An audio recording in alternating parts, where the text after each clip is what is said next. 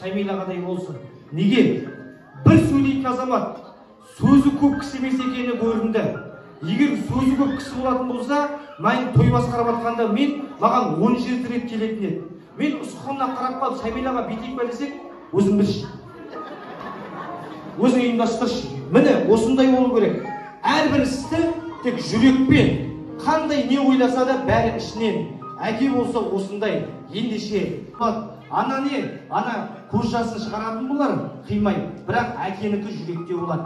Сол үшін әкесінің ризашылығын алған қыз, атасының ризашылығын алған қыз, ол сатанан. Әке, рахмет саған.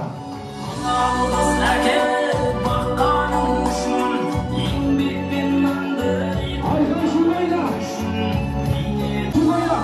Әке, баққаның үшін, еңбекпен мәнді.